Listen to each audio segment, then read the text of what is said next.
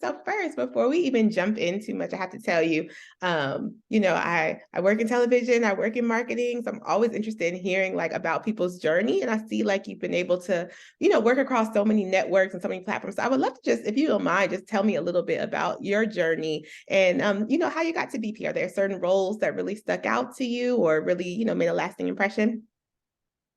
Sure.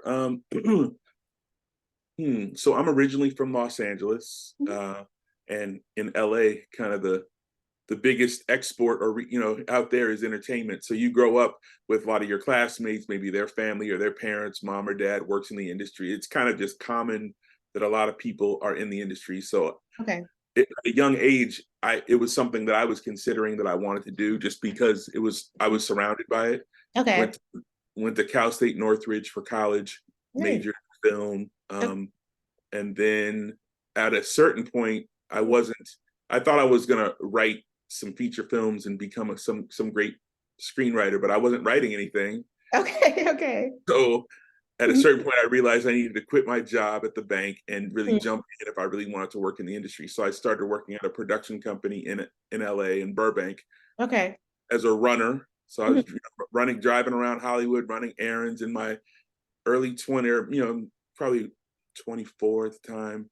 But yeah, basically that was my entry into like professionally working in the industry, and I landed at the right company because right at the time I started Mhm. working there, they Mhm. started doing a lot of uh, black content, a lot of hip hop, R&B content, and they had Okay. no one in their office that really knew much about it. So they kind of started leaning on me. You want to, write some interview questions for Mary J. Blige or help us research this or that. I'd be like, yeah, I'll do, sure. Like, Yeah. it was like, really? Like, I'm paid to do this. So I kind of perfect, right place, right time at a production company, small production company where there was lots of opportunity to grow and grow quickly. Yeah.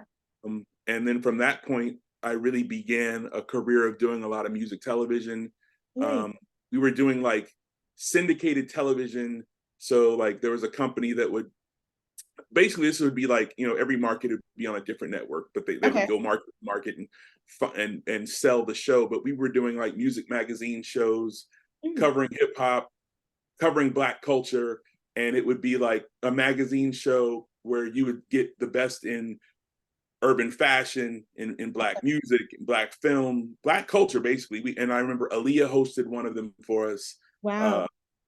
Uh, uh, Shamar Moore, LSG, and some of the, a lot of the 90s Yes. uh, stars like hosted some of these specials. And the specials were so highly rated Mhm. that ended up turning into a show called One World. And then I started doing a bunch of network music magazine shows before coming to New York in 2000 and producing Rap City for BET, and then a bunch more hip hop and music specials, and then started doing some gospel specials and documentaries and a bunch of other types of content. And now I'm at Urban One. I'm Yes. the SVP of 1X Studios, the branded content studio for Urban One.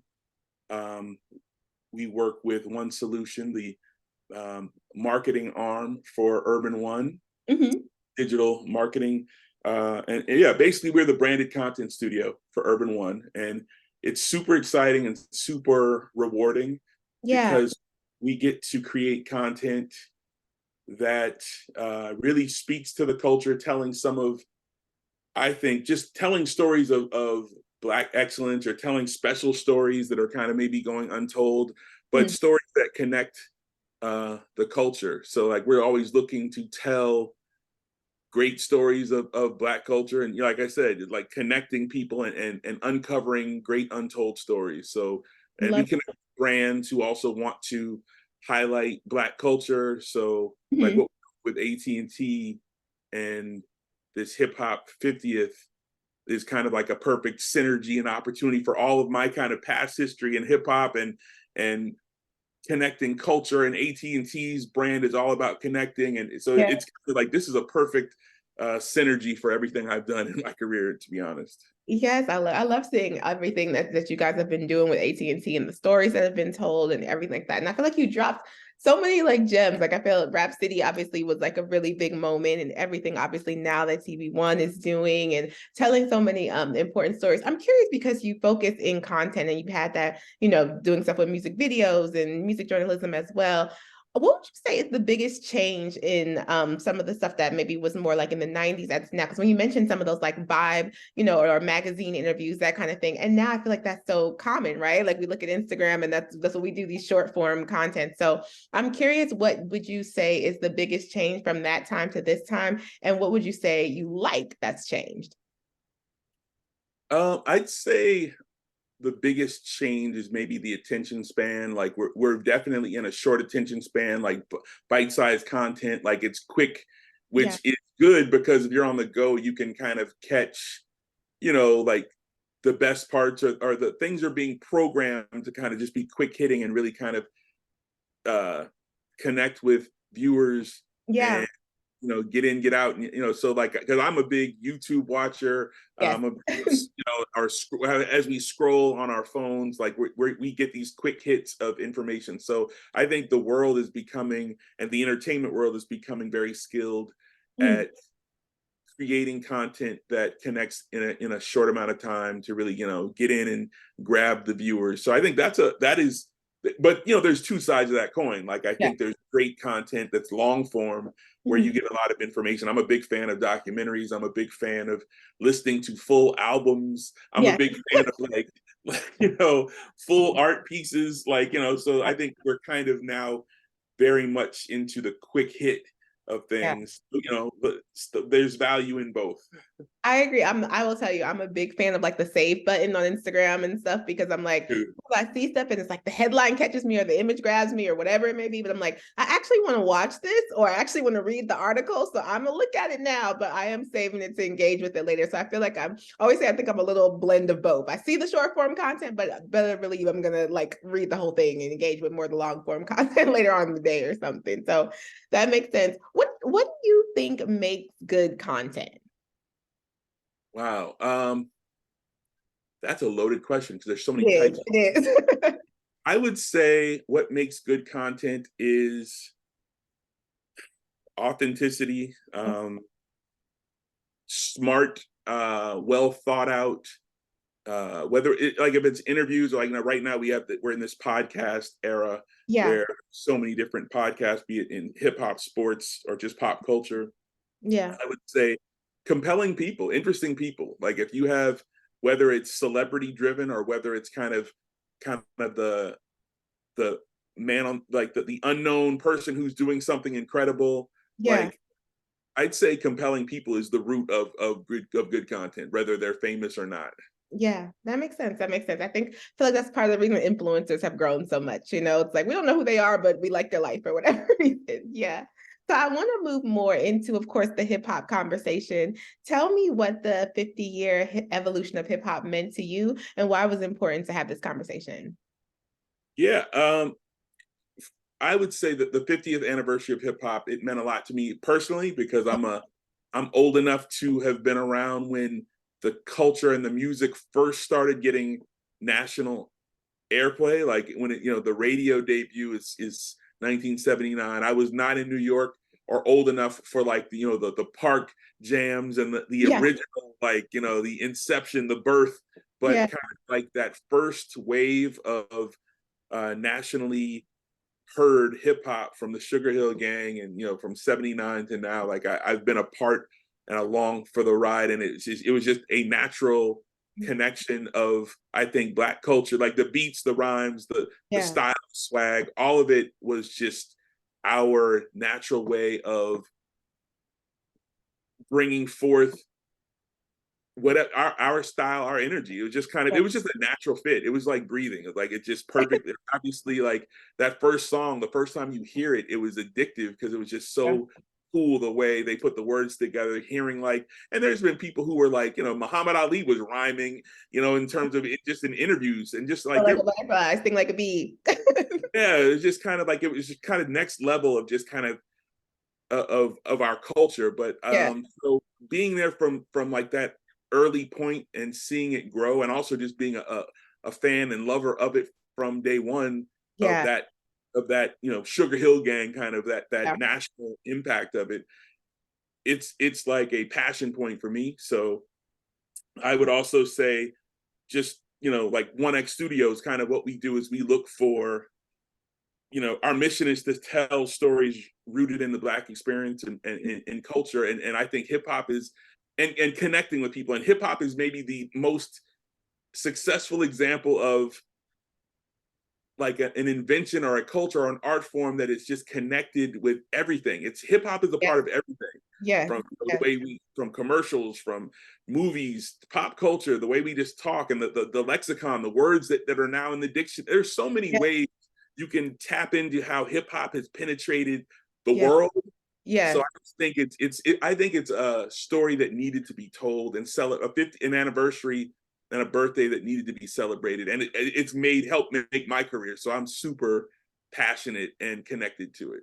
That's amazing. And I agree. I mean, I sit here and I think about like the way hip hop and like culture and then fashion and everything. It's so immersed in everything. Even like we get into content, like the way people create captions and video. It's like so much of it is from hip hop. And I don't, if I think about other genres of music, I just don't know if it's doing. Not saying they're not powerful, but I don't think it's influencing as much as hip hop for sure. So, who are some of your favorites? Who are some of your favorite hip hop artists?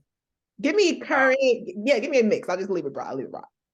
I would say my top two, okay, two different eras, two different spectrums. And I'm a lover of so many artists. I'll give you my top three. Okay. It's two solo artists and a group. I love Rakim. Okay. I love A Tribe Called Quest. Yes.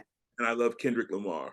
Those are like my, and then there's so many in between that I love, but those are kind of, if I had to go on a desert island and just only, like those would be the three that I had to have with me.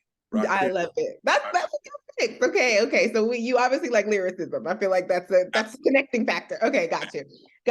Okay, so and Coast Contra. I'm a big stan for Coast Contra. They're new, but I'm like I love that group. I don't know if you've heard them. They're so. I haven't. I was gonna say, who is it? I don't think I've heard refreshing. It's like they're the new wave of lyricism. They're making it big on YouTube. They're an impact on YouTube. They're just really dope. I'm just a fan. But anyway, the first three are legit my legends, my favorites. Got you. Okay, so I got a new one to add into the mix. So I do. It's one of those things like I can't do it, but I respect it. I'm like, wow, this is cool. I wish I could do this. So I just like lyrical music like that. That's really, really cool. Okay, so actually I want to ask you too, with the roundtable conversation, were there any like moments that you feel like really impacted you personally or that really resonated with you that you would want to share with our audience? That question makes me think in two ways. One was just the planning of the show behind the scenes. Yeah. Like what went into the 4 people that we selected to host this show. Like it was something that was really, I think, a cool organic experience with the 1X Studios, the One Solution, like inside the Urban One house, our people, and plus the AT&T people, and just collectively as we were envisioning and dreaming about what this would look like. Yeah. And this year has kind of been this era has kind of, like, say, the last couple of years has been a big era for women in hip hop. Yeah. So we thought it'd be super dope to have a woman host. And then Rhapsody is kind of like this super, I think, oops, did I just click out? Am I still here? No, I got you. I hear you. My mouse. I hear you. Yeah. Okay. Rhapsody is kind of sits at a nice center point. She's like a connector. She's like her mentality, her artistry, like I can tell she's knowledgeable and she's connected to the legends like the Latifahs, the Lights, and all the great artists of the past, but she's a new current artist who's like was on To Pimp a Butterfly, and she's relevant now, connected to the past, connected to the current. So she sits at this kind of bridge center point, connective tissue of hip hop that I think is dope. And then we thought about Fat Joe. Like we wanted someone like an OG, like a legendary kind of artist who can speak to kind of the scope and the full journey of hip hop. And hip hop born in the Bronx, Fat Joe born in the Bronx. We thought it was just a magical, perfect kind of selection, and that he wanted to be down and Rhapsody wanted to be a part of it. Then we wanted a new artist, a younger artist. Yes. And King Combs being he sits at a really rare seat because he's son of an icon. So Right. he's had firsthand view of some legendary things and has seen the past generation in front of his eyes, but he's also a member of his generation and an influencer in his generation. So to get his perspective on the journey hip hop has taken, we thought was very valuable. And then to get a not an artist, but like an industry executive. And Yeah. again, this being kind of an era where women are really killing it, like Raina Bass was like someone we were excited about to get her perspective as an industry, a music exec. And so when we were brainstorming and envisioning who would make for a great conversation, and Yes. when those things kind of all came together, we really like felt like that, like we were just happy with the vision. And then when it came together and we were filming it, watching it on the set come together, that was just a satisfying moment of like, yeah, we nailed that. That was like, this is a great balanced group. So I think that was my favorite part, was just seeing from the ideation stage to watching it in action. Yeah, it's Being like it all came together. yeah, just being proud of the blend. I thought it was a really good blend. That's amazing. And hearing you talk, I'm like, wow, I didn't make that connection. I got to be honest and see until you said that. But yes, everyone you picked is so like, excuse me, the team picked is so like relevant, but also very connected to other times. Like I'm like Fat Joe's, been around forever, but he's still trending every day. And all these people, I'm like, wow, that is so true. And of course, Rhapsody, I feel like she is just such like an icon in so many ways. So it's just amazing. So yeah, I didn't make the connection, but I see how it all comes together. So of course, I got to get also just some lifestyle questions. I obviously through some hearing you talk about hip hop and hearing your background, you're creative, you're passionate. That's something, it's clear from just our conversation, but also your background. But you are a VP. So I'm curious, how do you balance their creative nature with like the things that come with being an executive? We have a lot of like career oriented people who listen, so I will and watch. So would love to know, yeah, how do you keep a blend of those worlds? Because sometimes it's the idea that you can only be one or the other. I think, yeah, that is a great question. And there are people who have an emphasis, maybe like they're an executive who is way more business, and not so creative. Then you have the people who are super dynamically creative and not so much on the business side. And people are probably going to always have maybe their strength or what they like to lean into. For me, the creative and the art is my passion. But you have to always consider, obviously, the bottom line, consider the budget, you have to make considerations to be responsible with the budgets, to be responsible to the company, responsible to your partners. So I think the cool thing about 1X Studios and working with Urban One is we're sitting at in a space where people really want us, like brands are coming to us because we are authentically experts on Black culture. Like our whole staff, we have a team full of creatives that are super passionate about coming up with just dope ideas. And they're coming, like there's initiatives or products or just the budgets for a lot of this content, they're coming to us because they want the art. So that like they're leaning into the art side. So it's easy for us to really put our creative hat, our creative lens on all this. But yeah, I would just say in terms of the balance, it's just you have to force yourself or surround yourself with people that maybe boost or bolster whatever you might lack or whatever might, like you need someone who's gonna keep tight reins on that budget or keep things in check, or just manage, process and it's, I would say that's the key, is to surround yourself, being self-aware, and surrounding yourself with people that help to align with whatever the overall initiative or overall goal is, would be my answer to that question. So if I feel like I rambled to that. No, I got a lot of gems. Thank you. And then I guess finally, I would just like to ask for people who, are heading to Global Grind or maybe have missed it on TV1, but still want to watch it online. Why would you say is the main reason that viewers should tune in? I would say the main reason why viewers should tune in is because I think collectively Black people, Black culture, urban culture, Black and brown, people of all races that are just kind of aligned and a part of hip hop, the hip hop overarching culture. But I just think generally I would like for people to take interest in the history more, because it's important to really honor. It's like hip hop is not just this right now window, this month, who's out or who's popping in this exact moment.